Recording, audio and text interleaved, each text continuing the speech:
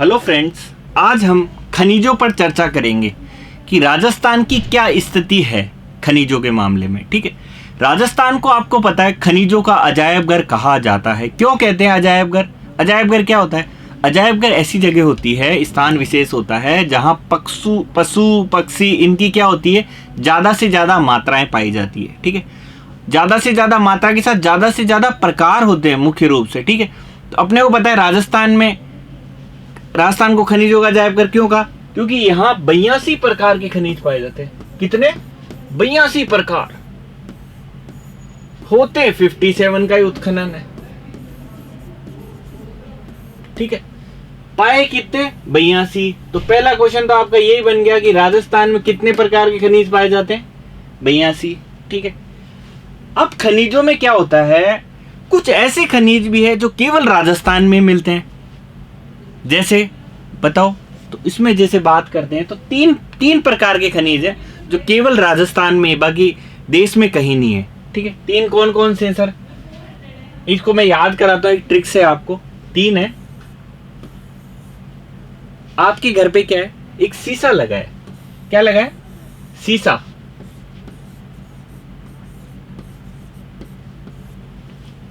ये शीशा लगा हुआ कहां पे? दीवार पे। ये वॉल है, ये वॉल है, दीवार है। इस दीवार पर ये शीशा लगा हुआ है। शीशा कैसा है? चमकदार है, मतलब चमकीला शीशा है। तो कैसे होगा चमकीला? जब इसमें सेल लगाओगे। तो इसमें ये एक सेल लगा हुआ है। ठीक है, तो वॉल से तो बना वोलेस्टोनॉइट।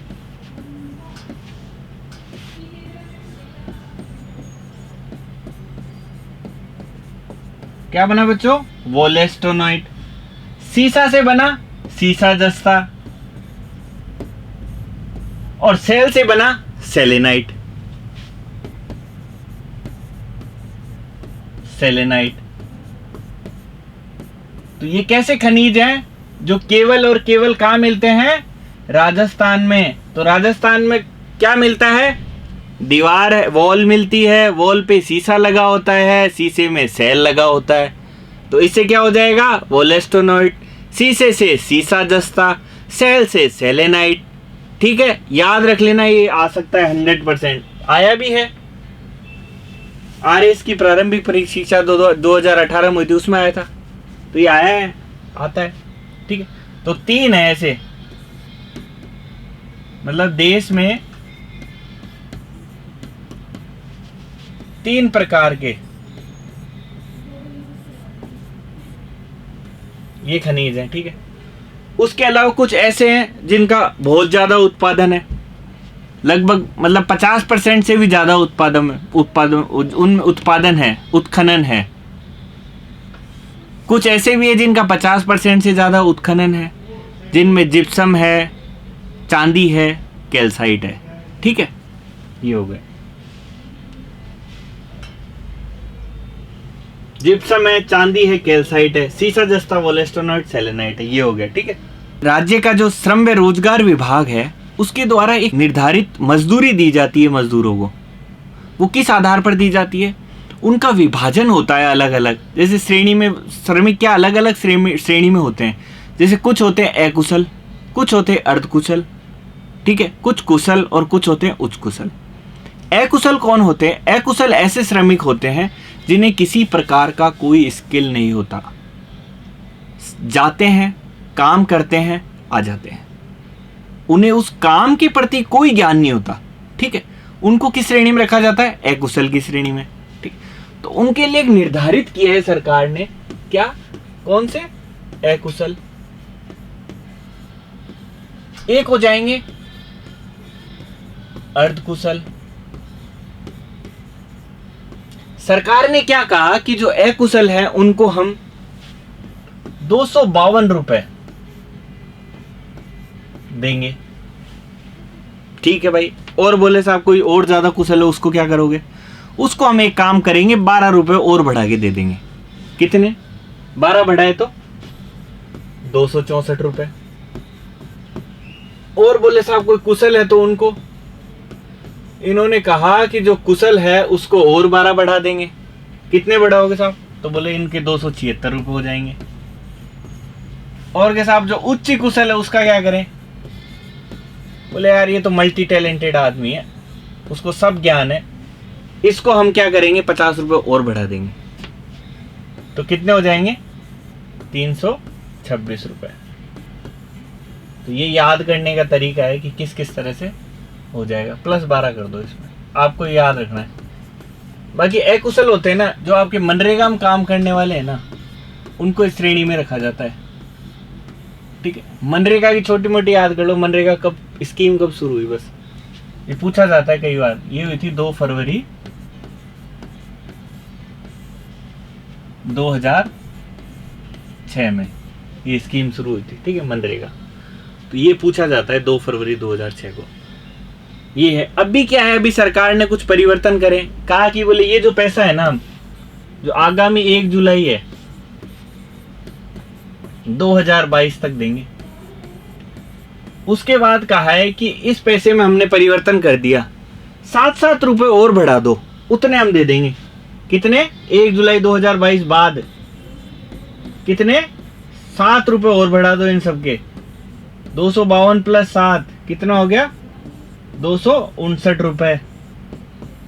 तो सरकार ने कहा कि ये जो पैसा है ना, इसमें 7 रुपए और बढ़ा दो, इतने हम दे देंगे। तो अब नवीन डेटा है ना, तो आपसे डायरेक्ट क्वेश्चन पूछेगी 1 जुलाई 2022 बाद कितने दिए जाएंगे? तो 259 रुपए दिए जाएंगे। ठीक है, ये याद कर लेना। अब उसके बाद आती है एक महत्वपूर्ण योजना, राज्य सरकार की बहुत ही महत्वपूर्ण योजना है। उसका नाम है मुख्यमंत्री युवा संबल योजना। योजना के नाम से लग रहा है कि युवाओं को संबल करना है, सशक्त करना है उनको।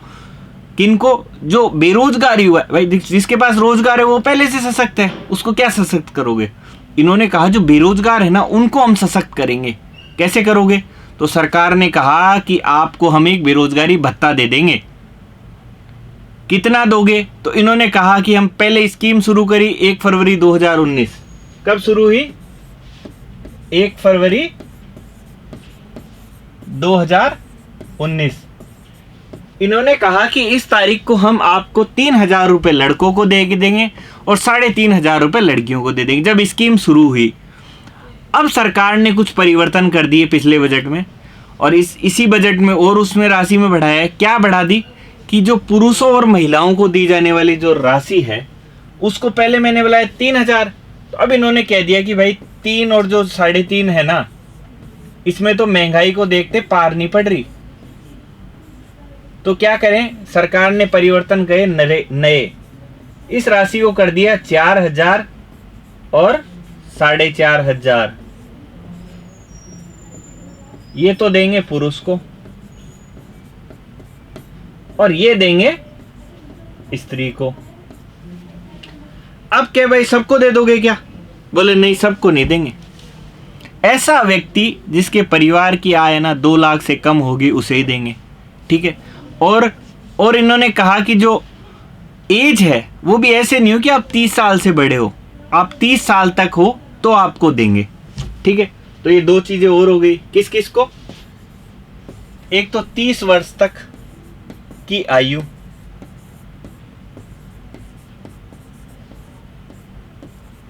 परिवार की आय 2 लाख से कम, और देते रहोगे? नहीं, 2 साल तक देंगे बेरोजगारी भत्ता, 2 साल तक। ठीक है, या रोजगार पहले मिल जाता है तो नहीं देंगे, आपको 2 साल तक देंगे जब तक आप बेरोजगार हो, 2 साल तक। ठीक है,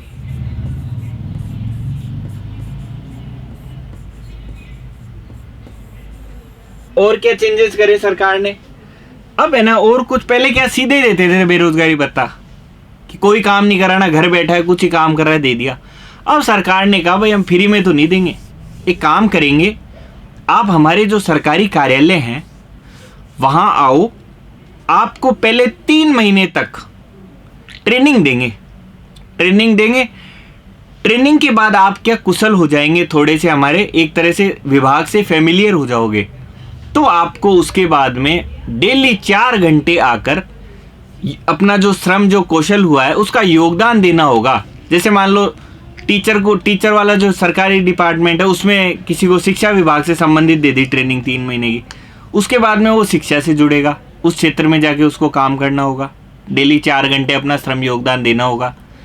पुलिस में लगा दिया किसी ने, उसमें ट्रेनिंग लग गई, मान लो जो ये प्रशिक्षण है 3 महीने का पुलिस विभाग दे रहा है, तो फिर आपको 4 घंटे डेली जाके जो कार्यालय का समय होता है उस समय के दौरान आपको अपना योगदान देना होगा। तो क्या परिवर्तन करें? पहला तो ये, और दूसरा 3 माह की ट्रेनिंग प्लस 4 घंटे प्रत्येक दिन श्रम योगदान।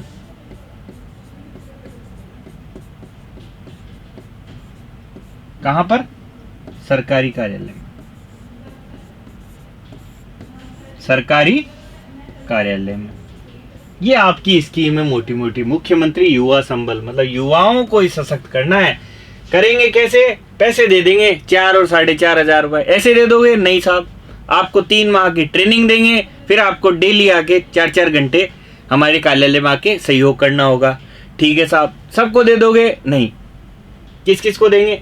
एक तो आपकी परिवार की आय 2 लाख से कम हो, ठीक है, 30 वर्ष आपकी आयु ना हुई हो, ठीक है, उसके अलावा आप जैसे केवल 2 साल तक दे पाएंगे। ये कुछ मोटे मोटे आंकड़े आपको याद करने, ठीक है। ये महत्वपूर्ण योजना है। पिछली बार आपकी जो एक कांस्टेबल का एग्जाम हुआ उसमें पूछा गया था कि पुरुषों को कितनी राशि दी जाती है, ठीक है, तो अब हो जाएगी 4,000।